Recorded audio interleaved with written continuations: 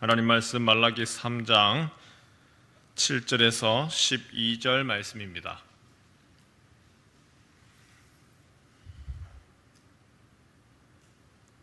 말라기 3장 7절에서 12절 말씀입니다. 만군의 여호와가 이르노라. 너희 조상들의 날로부터 너희가 나의 규례를 떠나 지키지 아니하였도다.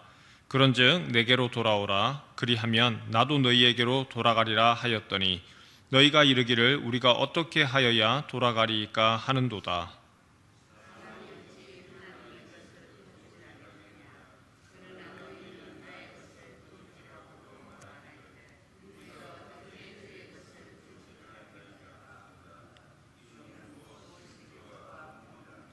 너희 곧 온 나라가 나의 것을 도둑질하였으므로 너희가 저주를 받았느니라.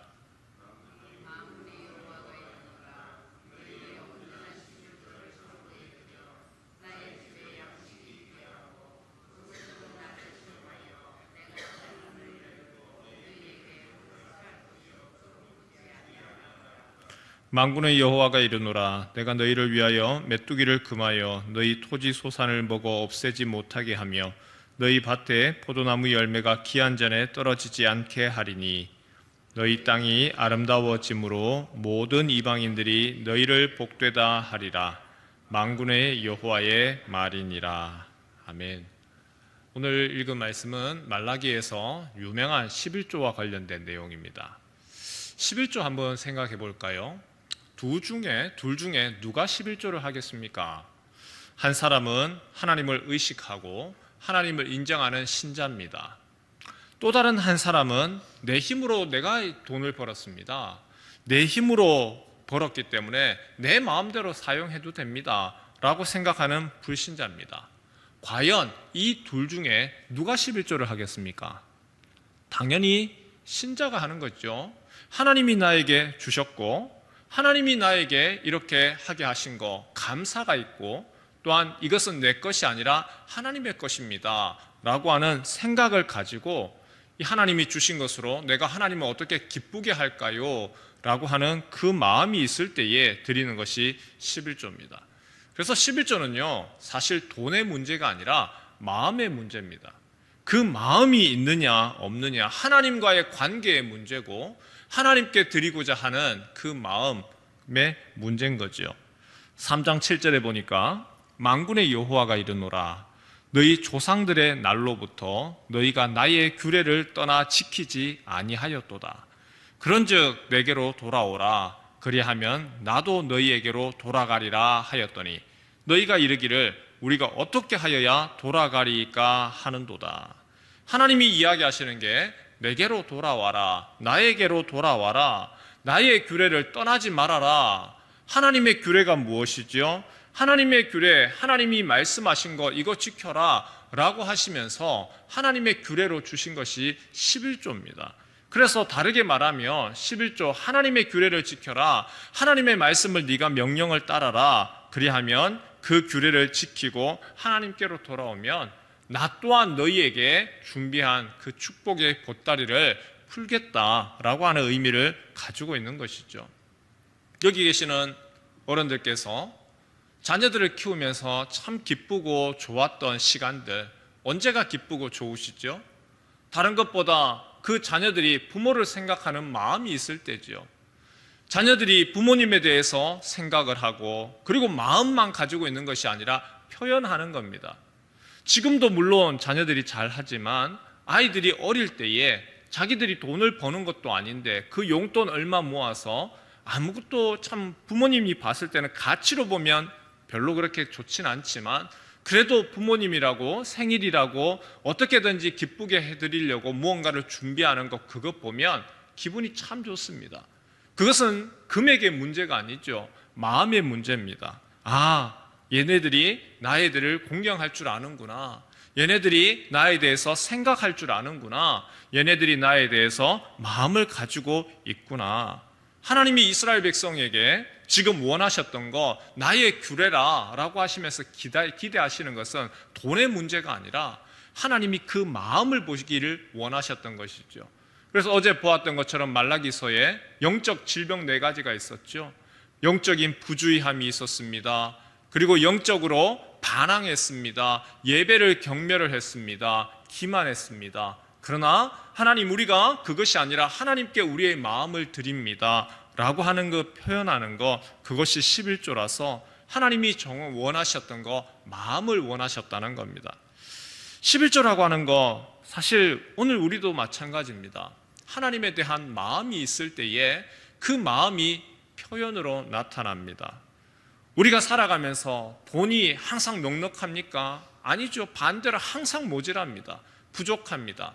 그러나 하나님과의 관계, 그 마음이 있는 사람에게서는 하나님께 드리는 11조는 1번입니다. 하지만 반대로 우리가 마음에 시험이 듭니다. 마음에 시험이 들면 그래도 내가 신앙의 연수가 있으니까 11조를 하지 않는 것은 아니죠. 11조를 합니다. 하지만 형식으로는 하지만 마음에 이미 시험이 들면 기쁜 마음으로 하지는 못합니다. 11조 다르게 얘기를 하면 우리의 마음의 표현이고 하나님을 사랑합니다 라고 하는 것을 나타내는 확실한 증표입니다. 하나님이 그래서 선지자를 통하여서 내가 기대하는 거 너의 마음이라 하나님이 11조를 요구하시는 이유가 여기에 있죠. 우리 8절과 9절 말씀 같이 한번 읽겠습니다. 시작. 사람이 어찌 하나님의 것을 도둑질하겠느냐. 그러나 너희는 나의 것을 도둑질하고도 말하기를 우리가 어떻게 주의 것을 도둑질하였나이까 하는도다. 이는 곧 11조와 봉헌물이라.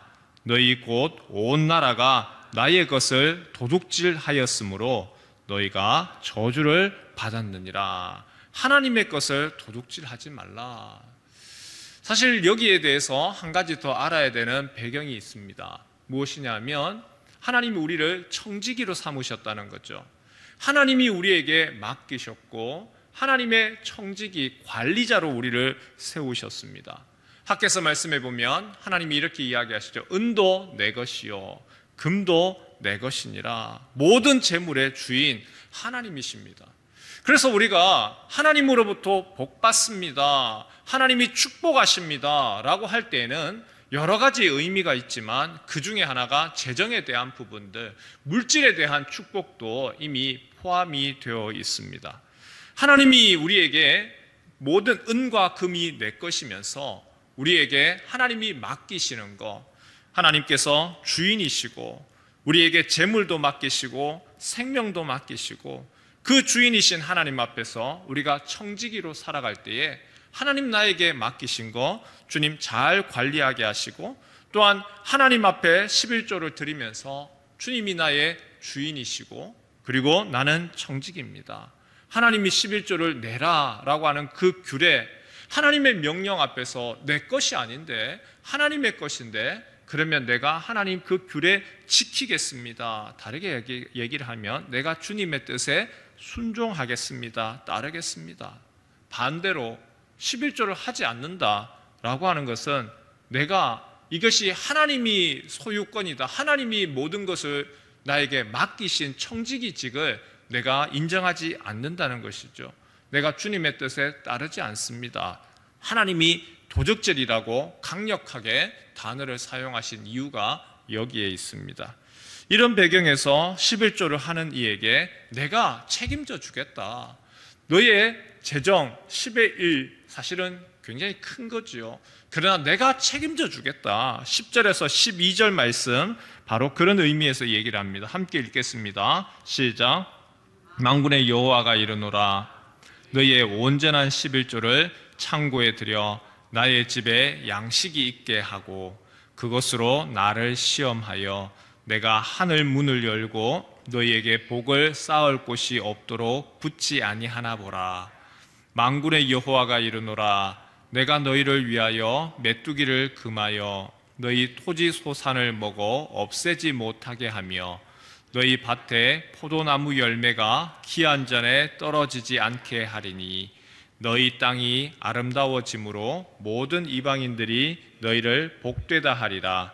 만군의 여호와의 말이니라. 농사를 지어서 수확을 해야 되는데 메뚜기가 와서 다 먹어버립니다.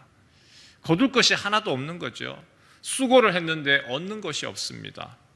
뜨거운 여름철 너무 더워서, 아니면 반대로 냉해를 입어서 태풍이 와서 그것을 거둘 수 없다면, 그 수고의 열매를 거둘 수 없다면 그것만큼 비참한 것이 없죠.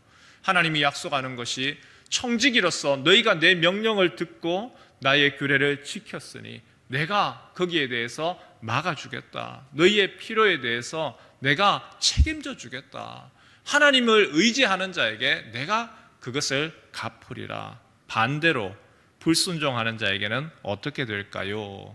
9절 말씀에 이렇게 되어 있습니다. 너희 곧 온 나라가 나의 것을 도둑질하였으므로 너희가 저주를 받았느니라.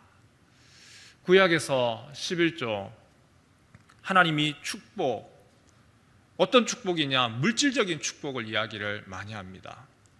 구약 성경에서는 물질적인 축복에 대해서 언급을 하지만 신약에서는 하나님이 복을 주신다. 그 복이라고 하는 것은 물질적인 축복뿐만이 아니라 나아가서 하늘에서의 그 영적인 축복까지 하나님이 이야기하시죠.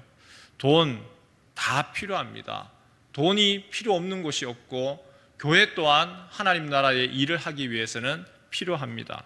그런데 하나님이 신약 성경에서 오늘 우리에게 이야기하시는 것, 너에게 물질의 복뿐만이 아니라 그것을 넘어서서 영적인 축복까지 너희에게 주겠다.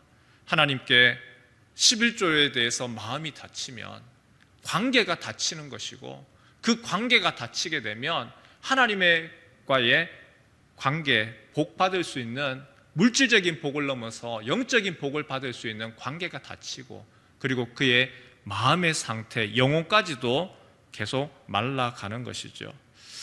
마지막으로 11조 순종과 불순종에 대해서 이 집행과 관련해서 재미있는 이야기를 드리려고 합니다.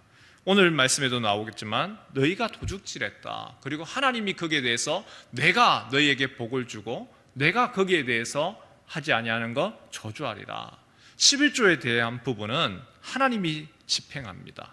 국가가 하는 것도 아니고 교회가 상벌을 내리는 것도 아닙니다. 하나님이 직접 하십니다. 어떤 목사님이 이런 이야기를 했습니다. 우리 교회 성도들은 100%, 100% 전부 11조를 합니다. 그러니까 다른 분이 그 얘기를 듣고 궁금해서 물어봤습니다. 아니, 어떻게 목사님은 성도들이 100% 11조를 하게 합니까? 목사님 하시는 얘기가 11조를 교회에 하는 분도 있고, 어떤 분은 11조를 도둑에게 하는 분도 있고, 어떤 분은 11조를 병원에 내는 분도 있습니다. 다양할 뿐입니다. 11조 누가 집행을 하느냐? 하나님이 집행합니다. 고린도후서 9장 6절 말씀, 11조와 관련된 말씀이죠. 이것이 곧 적게 심는 자는 적게 거두고 많이 심는 자는 많이 거둔다 하는 말이로다. 하나님 우리에게 각자에게 분량만큼 맡기시고 감당하게 하시고, 그리고 잘했다 칭찬하십니다. 조금 전에 그 우습게로 이야기했지만 도둑에게 병원에다가 내지 마시고 하나님께 즐거운 마음으로 주님께서 주시는 것을 주께 드리고 주께서 베푸시는 그 상급과 은총을 받아 누리는 성도 되시기를 축원합니다.